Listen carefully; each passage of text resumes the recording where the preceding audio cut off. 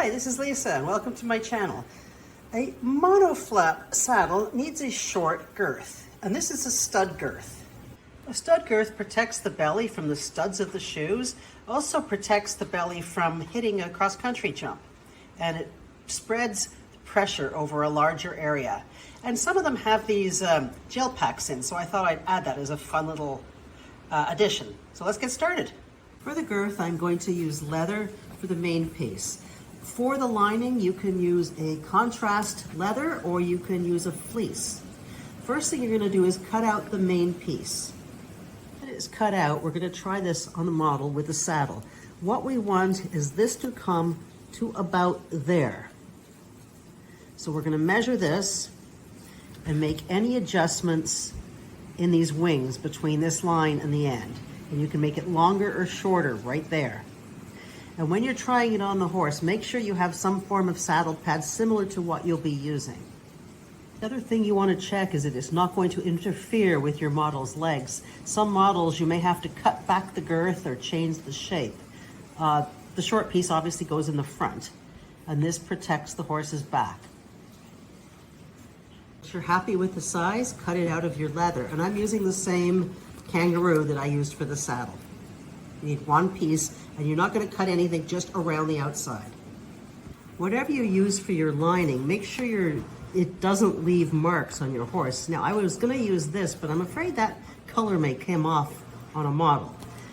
There's also the option of a fleece. This is what you would buy to make a very lightweight sweatshirt. Knit on the back, fluffy on the top. Whatever material you decide to use, make sure you make the same adjustment of length on the lining as you did for the main piece. Now on this piece, there's going to be a slit here and here on both sides. There's going to be a slit here on both sides and one here. This is for the D-ring for the martingale. This is the holder for the billets. And this is where the straps are going to come out. We're going to mark those and cut them out. I'm going to mark them with a pin and cut them with a sharp knife.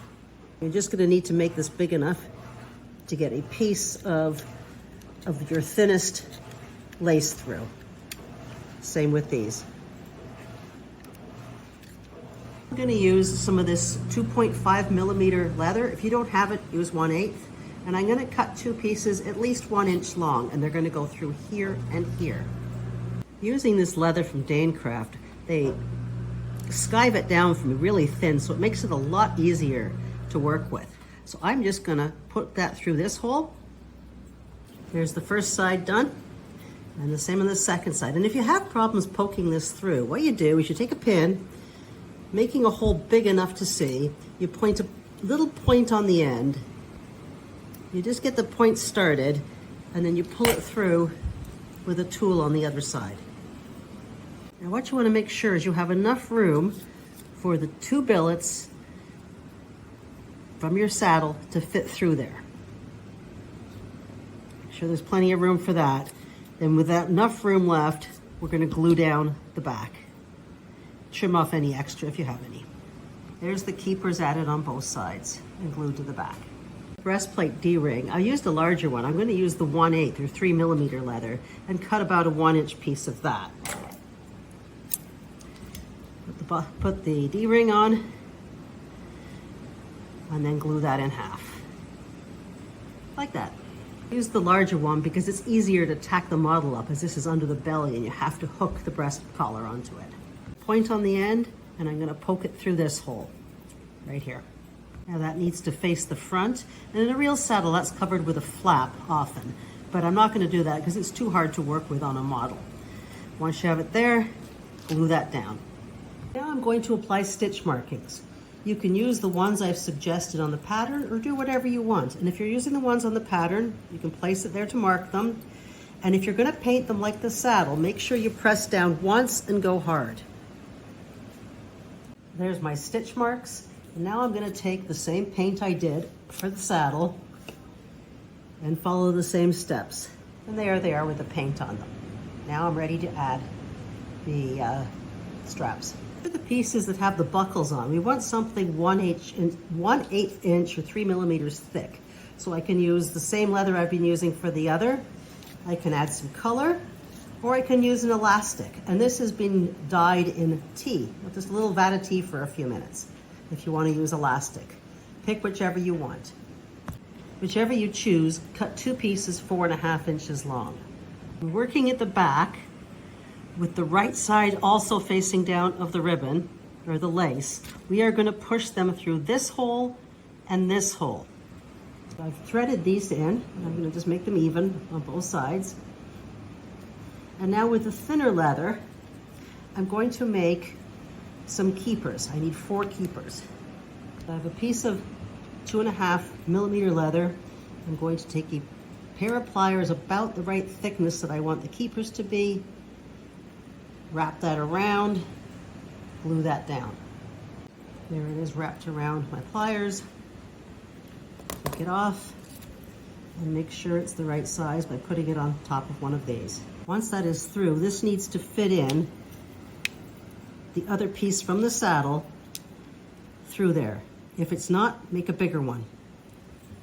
There's mine with the keepers on. Now, I make my keepers a little larger than they may have to be because I find it harder to thread, but you can make it any size. I find 3/4 of an inch is perfect for my keepers on this. For the buckles, you can use the roller buckles, or you can use a regular friction buckle. Now, in the dressage saddle, where you can find the video above, I have used roller buckles. However, I might just choose to use the regular buckles for my sample right here.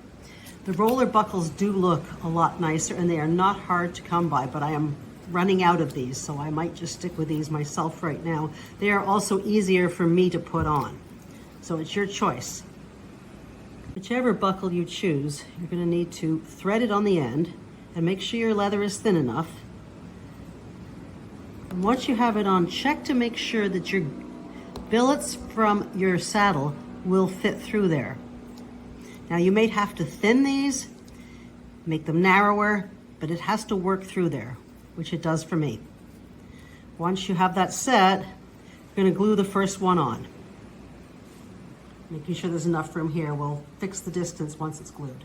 When you're gluing, make sure to bring the keeper between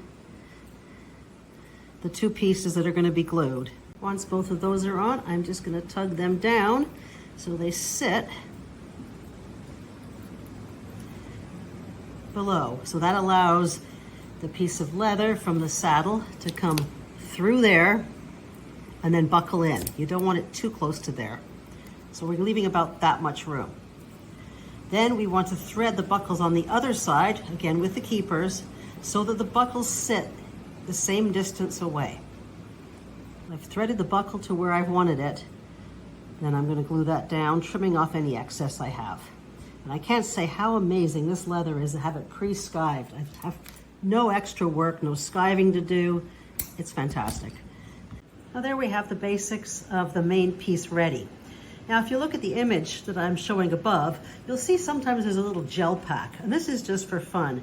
I've cut out a piece of leather, and with a hole punch, a leather punch, like that, I made a hole in that, and then I have some blue beads. I'm gonna take one of those, and it's gonna go in there, and then I'm gonna glue that down to the main part to make it look like I have a little gel pack on it. Again, just a fun detail. Covers up some of my stitches, but I just thought I'd like to show you that. Now we're gonna cut out our lining. Now I'm using a piece of damaged leather for mine, so it's wet. But when you glue this on, you wanna make sure it's even all the way around, and when you're gluing it, shape it in the shape of a model horse belly.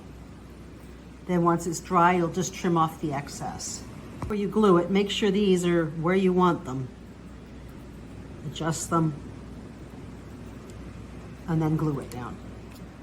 You can shape this over a jar, make sure these pieces aren't sticking to it. And that's it for the girth. The next thing you're gonna have to do is any adjustments you need to on these to make sure it fits. Put points on the end. If you need to put holes in there, you do that by driving a pin, and you need a surface that goes through. Again, I've covered all of that in the dressage saddle lesson. So that's it for the cross-country saddle. So next we're gonna need a breastplate and a bridle and a saddle pad and doll, and I guess there's more to come. Thanks for joining me on my journey. Please check out the next video and don't forget to like and subscribe. Bye.